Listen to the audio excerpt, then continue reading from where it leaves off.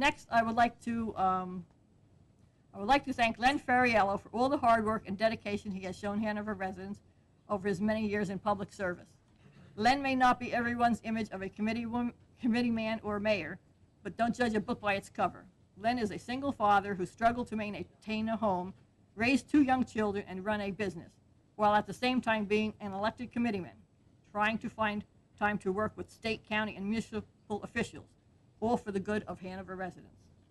Len also found time to help rehabilitate orphaned and wounded animals and release them back into the wild for the state of New Jersey. During Len's years on the Township Committee, he endured constant criticism and disrespect. It wasn't easy for Len, but he stuck it out and never quit, working to maintain our quality of life in Hanover Township. Len is an intelligent, genuine, sincere, honest, loyal, and dedicated person who has always and will always work for what he believes is the best interest of Hanover residents and not special interests. Len did not seek elected office for personal gain or for prestige or power. Len sought elected office only to help the residents of Hanover. That is who Len is, and that is why he has and will continue to have many loyal friends and supporters in Hanover Township. I wish Len the best in the future endeavors he may wish to pursue.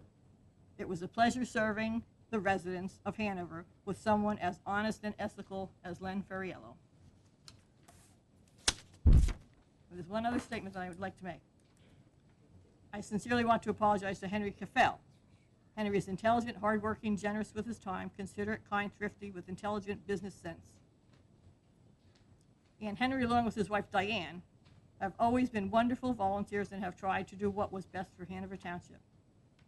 Henry Caffell deserves to be appointed to the Township Committee to fill Francioli's vacant seat.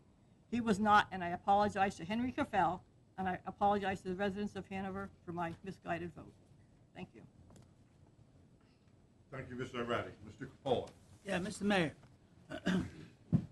First of all, I have a rather extensive report, but I'm going to go easy on you all because there's copies there.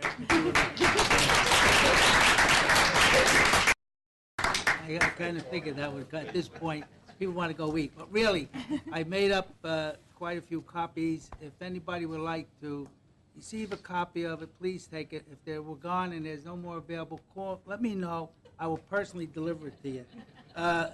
It deals with the many, many activities within the engineering department, taking into account bid projects, quotes, draft developer agreements, finalize developer agreements, building fee permits, and all the work dealing with the building department, as well as the issues with the fire districts, and a comment I made on the seniors. There is quite a bit of information there. I'll just try to just skim off the top because I know everybody's tired. I want to get something to eat. And so, this way, if you want it, it's there. Read it at your leisure. Or eventually, one time, you're going to just go put it on your TV and you can watch it on television. I'll get to that in a minute. First of all, I'd like to extend my very best wishes to each and every one of you and your families for a happy, healthy, and blessed new year. I would also like to congratulate and welcome our newest member, Township Committee, John Ferramosca. I look forward to working with John in the upcoming year, which will no doubt be extremely challenging.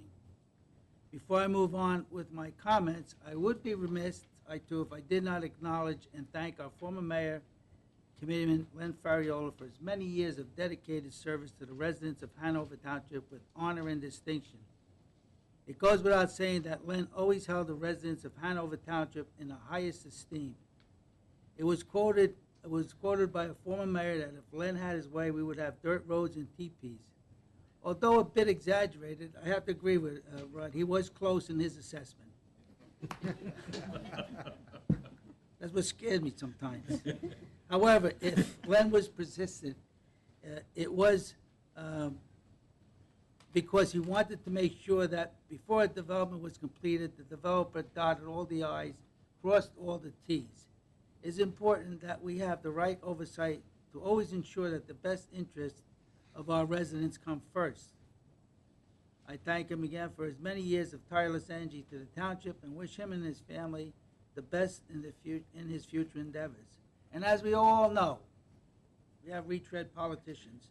So perhaps one day we may see Len coming back on a political scene in the future. I, one thing is for sure, I did miss Ron's leadership this year, the leadership he would have brought to the table. But I did comment in my speed comments last year that I was looking to work towards a good budget, which I think we did this past year. It took a lot of hours, a lot of time.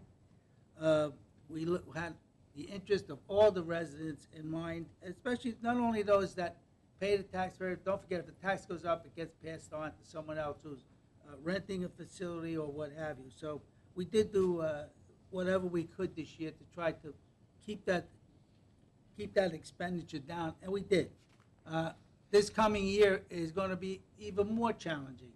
And this coming year, I think working with the school boards, because I know that our newly elected governor, he's got a tough lot of issues that he's going to have to deal with. I mean, speaking with some of his transition folks, I find that there's no good news. There's so many things that he has to deal with. So I'm sure that we, as local officials and local towns throughout the state, are going to have to really take a hard look at what we're doing, because it's going to impact the money that we would like to receive. The engineering department this year did many, many different projects, dealing with the field, Whippany Village, D.R. Horton Development, Miola's office building. And I have a whole list. They're in that book. It's really not, I really don't want to go through that whole list because they're numerous. Our building department really had a very, I found this to be interesting. They had a very active year this year. Actually, the permits went up by 107%.